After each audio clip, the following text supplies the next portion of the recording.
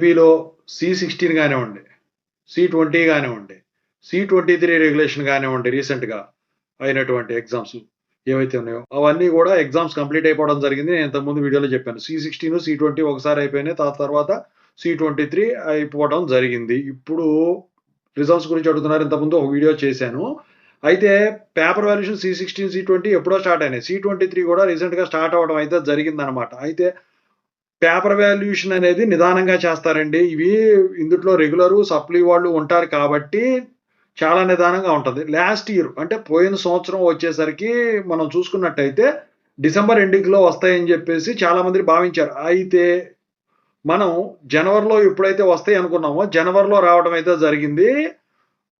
ఈసారి గూడా అదే రిపీట్ అవుద్దా అంటే ఖచ్చితంగా అయితే సేమ్ టైము, సేమ్ ప్రాసెస్ గాబట్టి ఖచ్చితంగా అయితే జనవరిలోకే ఈ రిజల్ట్స్ డిక్లేర్ అయ్యేదానికైతే ఛాన్స్ ఉంటుందట. అయితే చాలామంది స్టూడెంట్స్ అడుగుతా ఉన్నారు. ఏంటంటే, ఇప్పుడు ఈ రిజల్ట్స్ ఉన్నాయి గదండీ!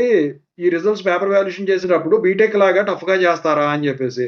సో, ఇక్కడ C23 థర్డ్ సెమిస్టర్ తీసుకున్న మీరు, ఇప్పుడు C20, C16 వాళ్ళయి సెమిస్టర్స్ తీసుకున్నా కూడా, ఇక్కడేంటంటే డిప్లొమా దానికి, బీటెక్ దానికి వ్యత్యాసం ఉంటుంది. అంటే డిఫరెన్స్ ఉంటుంది ఖచ్చితంగా. సేమ్ బీటెక్ లాగా పేపర్ వాల్యుయేషన్ స్ట్రిక్ట్‌గా అయితే జరగదు. మీకైతే ఈజీగానే ఉంటుంది.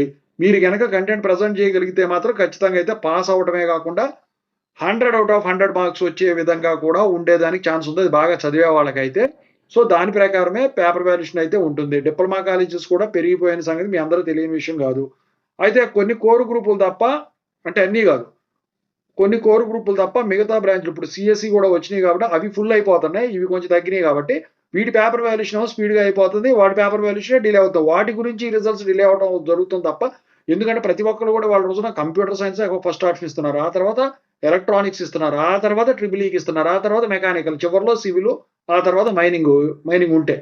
సో, అందుకని జెప్పేసి వీటి కోసమే ఈ డిలే అనేది అవుతుంది. ఈ మార్కులు అయిన తర్వాత, ఈ పేపర్ వాల్యుయేషన్ అయిపోయిన తర్వాత మార్క్స్ ఎంట్రీ అయిన తర్వాత, వాటి వెరిఫికేషన్ అయిన తర్వాత అప్పుడు ఈ వెబ్‌సైట్‌కి రిజల్ట్స్ అనేవి అప్‌లోడ్ చేయడం అయితే జరుగుతుంది.